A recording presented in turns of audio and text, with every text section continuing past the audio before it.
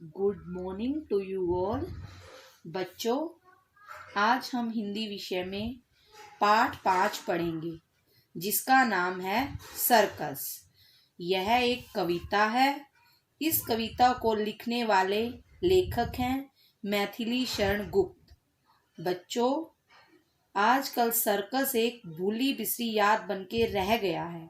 Circus पुराने समय में मनोरंजन के साधनों में प्रमुख माना जाता था।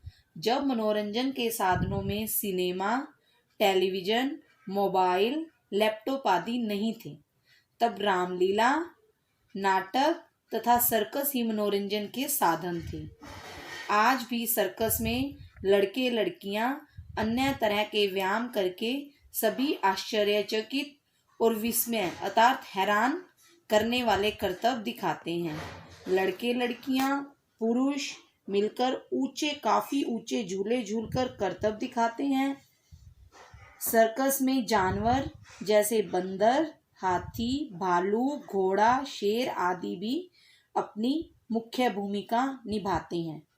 मनुष्य और जानवरों के द्वारा दिखाए जाने वाले करतबों को देखकर सभी हैरान हो जाते हैं। बच्चों को विशेष तौर पर सर्कस देखकर बहुत ही आनंद आता है, बहुत ही मजा आता है। तो बच्चों, आज हम एक कविता के माध्यम से सर्कस का आनंद लेंगे। तो आइए हम इस पाठ को शुरू करें।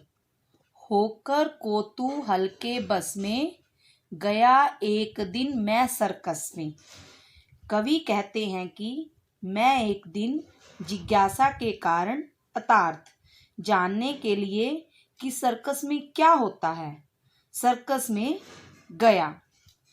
भय विस्मय के कारण काम अनोखे, देखे बहु व्यायाम अनोखे। कवि कहते हैं कि सर्कस देखने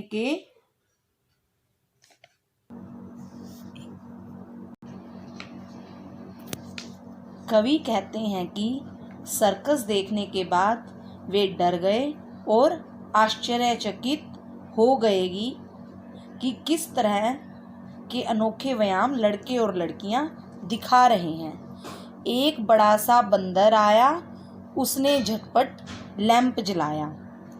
सर्कस की शुरुआत करते हुए एक बड़ा सा बंदर आता है और वह दीपक प्रज्वलित करता है अर्थात लैंप जलाता है। डट कुर्सी पर पुस्तक खोली, आ तब तक मैं ना यूं बोली। वह बंदर कुर्सी पर बैठ जाता है और पुस्तक खोलकर पढ़ने का नाटक करने लगता है। तभी एक मैना आती है और बंदर के कान में कुछ बोलती है। हाजिर है हजूर का घोड़ा, चौक उठाया उसने कोड़ा। मैना बंदर से कहती है, हजूर आपके लिए घोड़ा तैयार है, आप इस पर बैठकर सवारी कीजिए। तभी वह बंदर चौक कर कोड़ा उठाता है। कोड़े का मतलब होता है चाबुक, जिससे घोड़े को हम चलाते हैं। आया तब तक एक बछेरा, चढ़ बंदर ने उसको घेरा। तभी एक बछेरा आता है। बछेरा मीन्स घोड़े का बच्चा आता है और बंदर उस पर चढ़कर सर्कस के गोल गोल चक्कर लगाता है। टट्टू ने भी किया सपाटा, रस्सी फांदी चक्कर काटा। तब एक गधा अपने गले में रस्सी बांधकर सर्कस का चक्कर लगाता है। फिर बंदर कुर्सी पर बैठा, मुंह में चुरट दबाकर ऐठा।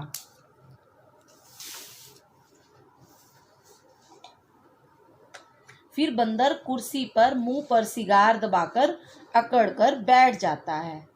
फिर एक मनुष्य अंत में आया, पकड़े हुए वह सिंह को लाया। तब सर्कस के अंत में करतब दिखाता हुआ एक मनुष्य शेर को लेकर आता है। क्या हम जंगल के शेर को आसानी से पकड़ सकते हैं? नहीं, बिल्कुल नहीं, क्योंकि जंगल का शेर मनुष्य को नुकसान पहुंचा सकता है। नुकसान ही नहीं पहुंचा सकता बल्कि वह तो मारकर खा भी सकता है। लेकिन यहाँ वह पुरुष शेर को आसानी से पकड़कर लाता हुआ दिखाई देता है। बच्चों, मुझे लगता है आपको ये कविता यहाँ तक बहुत अच्छे से समझ में आ गई होगी। तो ठीक है, मैं कविता का आधा हिस्सा अगले वीडियो में आपको समझाऊंगी। Okay, have a nice day.